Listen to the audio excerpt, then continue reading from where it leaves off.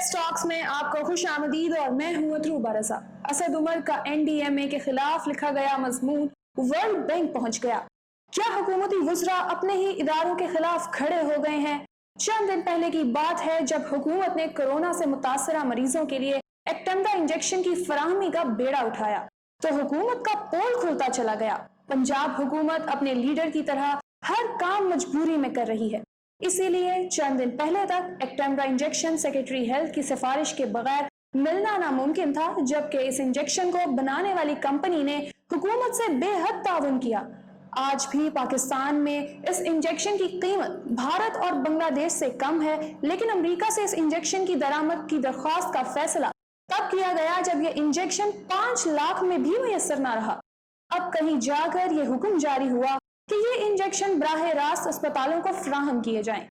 इस तमाम मेहनत के दौरान कुछ ऐसे इंकशाफात हुए जिससे ये पता चला कि हमारे हुक्मरान इस वबा से आवाम को बचाने के लिए किस हद तक संजीदा हैं या कितनी मुजरिमाना गफलत दिखाई गई है। 100 से ज्यादा लोग रोजाना इस वबा से और दवा ना मिलने की वजह से मर रहे हैं, लेकिन हुकूमती ऐवानों में हर कोई एक दूसरे की टांग खींचने में मसरूफ है। इस बीमारी की संगीनी की खबर रखने वाले अफराद और इदारों की कोशिश को रोका जा रहा है। हुकूमत की तरफ से ये काम असद उमर, डॉक्टर जफर मिर्जा और डॉक्टर फैसल सुल्तान बखूबी सर अंजाम दे रहे हैं। जाहिर है ये सब वजीर आजम की हिदायत के बगैर मुमकिन नहीं है। NDMA ने पोलियो वैक्सीन देने वाले तरबियत याफ्ता अमले को, जो हर मोहल्ले, गली, हत्ता के घर और उनके मकीनों की तादाद से वाकिफ हैं, कोरोना वबा के दौरान इस्तेमाल करने की तजवीज दी ताकि बर वक्त मरीजों तक पहुंचकर उन्हें इलाज फराहम किया जा सके। इस तजवीज पर 1.5 माह जाया कर दिया गया और जब फैसला हुआ तो टाइगर फोर्स जैसी कागजी तंजीम बनाने का फैसला किया गया।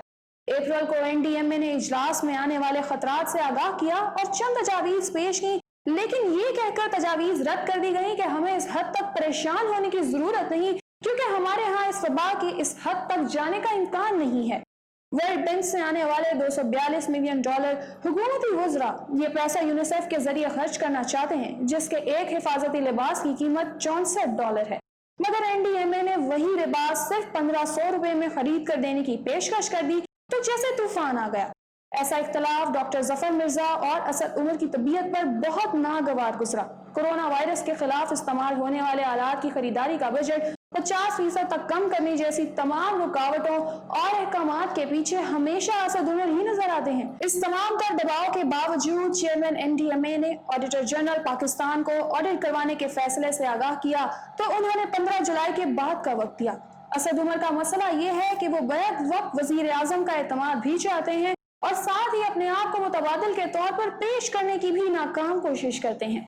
NDMA वाहिद ऐसी आईनी अथॉरिटी है जो वबा और आफात में काम करती है, लेकिन इसके ऊपर MCOC नामी एक और कमेटी तश्कील दी गई। इन्हीं रुकावटों को अबूर करने के लिए चेयरमैन NDMA ने वजीर आजम से मुलाकात का वक्त मांगा। इस मुलाकात का एजेंडा ये जानना था कि हुकूमत ने लॉकडाउन खोलने का इतना बड़ा फैसला किया है तो वबा के फैलने की सूरत में क्या तैयारी है और काम करने वाले इदारों की राह में रुकावटें क्यों पैदा की जा रही हैं। यकीनन वजीर आजम ने इन मामलात को हल करने की यकीन दहानी तो करवाई होगी, लेकिन क्या ये सब उनकी मर्जी के खिलाफ होता रहा है या उनके इल्म में ही नहीं था। वजीर आजम समेत दीगर अफराद के इस वबा के बारे में मज़हका खेज बयानात और इक़दामात ने मुल्क में बीमारी को इस सतह तक पहुंचा दिया है। क्या वजीर आजम और उनके रुफ़का ऐसी तमाम हरकतों के जरिए किसी और को कुर्बानी का बकरा बनाना चाहते हैं? सोचने की बात है कि अगर खुदा न ख्वास्ता 15 से 20 हजार लोग इस वबा के हाथों मारे जाएं तो अवाम अपने कत्ल का जिम्मेदार किसको ठहराएंगे? इस निजाम के जिम्मेदारान नोटिस लें, कहीं उनके ही खिलाफ तो साजिश नहीं हो रही। अहमकाना हरकतें और रोज मरने वाली अवाम की बेबसी किसी गहरी साजिश की तरफ इशारा करती है।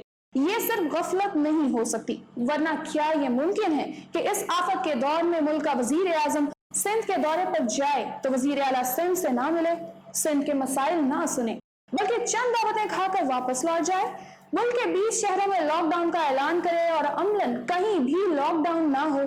पंजाब के मुख्तलिफ अस्पतालों में एक्टेम्बा इंजेक्शन की फराहमी का निजाम वज़ा हो, लेकिन जनूबी पंजाब से एक भी अस्पताल इस फहरिस्त में शामिल ना हो। इस तमाम तर तहकीक का ना चाहने के बावजूद तल्ख नतीजा यही निकलता है کہ اس تمام تر تباہی اور نااہلی کا ذمہ دار وزیر اعظم کے علاوہ اور کوئی نہیں۔ مزید اپڈیٹس اور خبروں کے لیے پریس ٹاکس کو سبسکرائب کر لیں۔ اللہ حافظ۔